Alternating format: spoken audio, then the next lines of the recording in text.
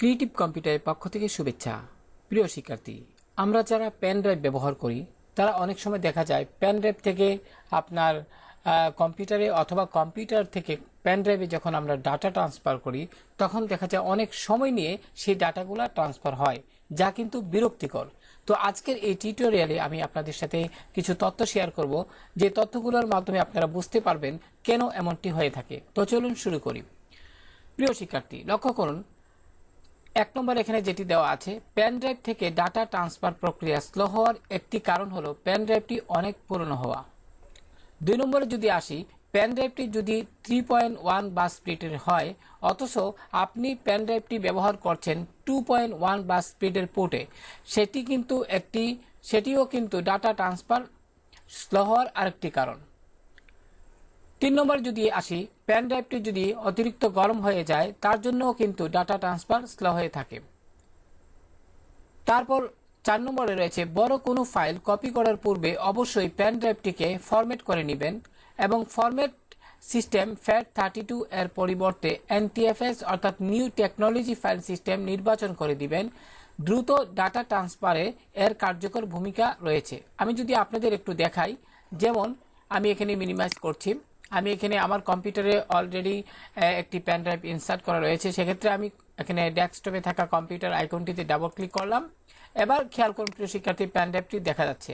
আমি যদি এটিকে এখন ফরম্যাট করতে যাই তাহলে এখানে রাইট বাটন ক্লিক করুন, তারপর এখান থেকে আপনার ফরম্যাটে ক্লিক করুন। ফরম্যাটে ক্লিক করার পর সামান্য একটু সময় হয়তো লাগতে পারে, একটি উইন্ডো আসবে।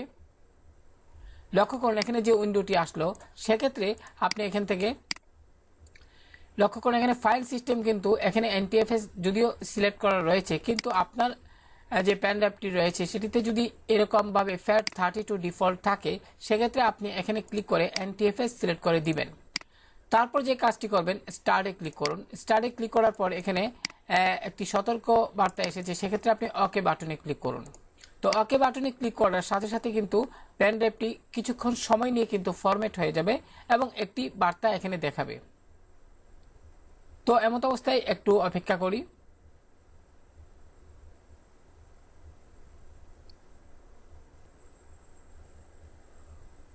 লক্ষ্য করুন প্রিয় শিক্ষার্থী, এখানে ফরম্যাট কমপ্লিট এই ধরনের একটি উইন্ডো এসেছে, তার মানে এই যে পেন ড্রাইভটি ফরম্যাট হয়ে গেছে। এমত অবস্থায় ওকে বাটনে ক্লিক করুন, এবার ক্লোজে ক্লিক করুন। আশা করি বিষয়টি বুঝতে পেরেছেন। এবার যদি আমি কম্পিউটার আইকনটিতে ডাবল ক্লিক করি, লক্ষ্য করুন এখানে কিন্তু পেন ড্রাইভটি ফরম্যাট হয়ে গেছে। তো এবার যে বিষয়টি রয়েছে এখানে লক্ষ্য করুন, 5 নম্বরে যেটি রয়েছে সেটি হলো পেন ড্রাইভে কোনো ধরনের এরর আছে কিনা সেটা পরীক্ষা করে নিতে হবে। তো এটি আপনি কিভাবে করবেন? তো এই জন্য প্রথমে আপনার এই যে পেন ড্রাইভ, যেখানে ড্রাইভটি রয়েছে পেন ড্রাইভের, এখানে রাইট বাটন ক্লিক করবেন এবং এখান থেকে প্রপার্টিজে ক্লিক করবেন। প্রপার্টিজে ক্লিক করার পর একটি উইন্ডো আসবে।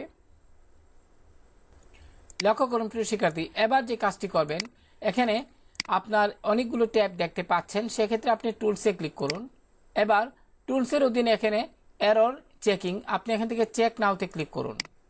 এবার এমত অবস্থায় যে কাজটি করবেন, এখানে চেক ডিস্ক অপশন, এখানে স্ক্যান ফর বা এখানে automatically fix the file system error এবং scan for attempt recovery of bad sector, অর্থাৎ এটি চেকবক্সটি কিন্তু আপনি সিলেক্ট করে দিবেন। সিলেক্ট করে এখানে স্টার্টে ক্লিক করলে কিন্তু শুরু হয়ে যাবে সেই প্রক্রিয়াটি।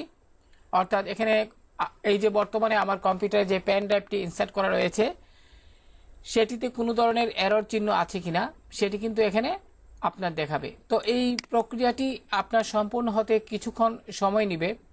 যদি আপনার পেন ড্রাইভে কোনো এরর না থাকে তাহলে কিন্তু একটি মেসেজ দেখাবে, আর যদি এরর থাকে তাহলে কিন্তু এরর রয়েছে এই সংক্রান্ত একটি মেসেজ আপনারা দেখতে পাবেন।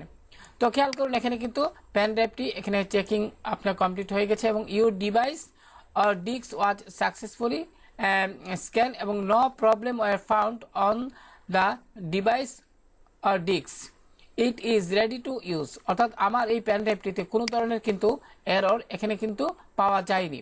যাই হোক, এবার ক্লোজে ক্লিক করুন। আশা করি বিষয়টি বুঝতে পেরেছেন। তো এভাবে আপনি আপনার পেন ড্রাইভের এরর চেক করে নিতে পারেন।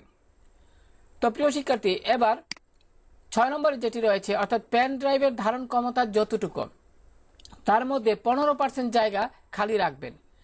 কখনোই পেন ড্রাইভটিকে ডাটা দ্বারা পরিপূর্ণ করবেন না। বিষয়টি যদি আপনাদের একটু বুঝিয়ে বলি, লক্ষ্য করুন আমার এখানে যে পেন ড্রাইভটি লাগানো আছে, এখানে অনেক সময় দেখা যায় যে এই যে আমরা কিন্তু যারা উইন্ডোজ 7 ব্যবহার করি তারা কিন্তু এখানে কিন্তু আপনার একটি ড্রাইভে কতটুকু ডাটা রয়েছে তা কিন্তু এখানে গ্রাফ আকারে দেখা যাচ্ছে। তো পেন ড্রাইভেও যদি অতিরিক্ত ডাটা থাকে সেটাও কিন্তু গ্রাফ আকারে এখানে দেখা যাবে। কিন্তু আপনি কখনোই এই যে এটির জন্য, অর্থাৎ এখানে যে গ্রাফের যে চিহ্নটি আপনারা দেখতে পাচ্ছেন, পেন ড্রাইভের ক্ষেত্রে যেন সেটি একদম পরিপূর্ণ না হয়, অর্থাৎ 15% জায়গা যেন কমপক্ষে খালি থাকে, এতে করে আপনার পেন ড্রাইভটি ভালো থাকবে। এই বিষয়টি আপনারা মনে রাখবেন। যাই হোক, এবার সর্বশেষ যেটি রয়েছে, পেন ড্রাইভটিকে কখনোই ইউএসবি পোর্টে লাগানো অবস্থায় টান দিয়ে খুলে ফেলবেন না, এতে করে পোর্ট ক্ষতিগ্রস্ত হয়। পেন ড্রাইভ ইউএসবি পোর্ট থেকে খোলার পূর্বে অবশ্যই ইজেক্ট নির্দেশনা দিয়ে তবেই কম্পিউটার থেকে ডিসকানেক্ট করুন।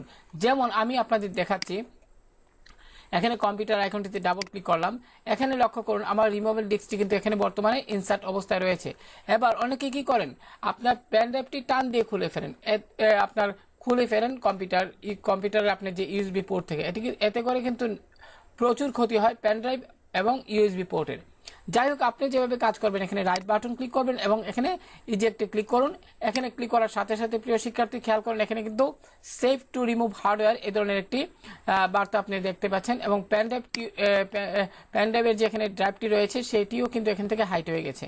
তো লক্ষ্য করুন, এমন অবস্থায় আপনি পেন ড্রাইভটি আপনার কম্পিউটারের যে ইউএসবি পোর্ট সেখান থেকে টান দিয়ে খুলে ফেলুন।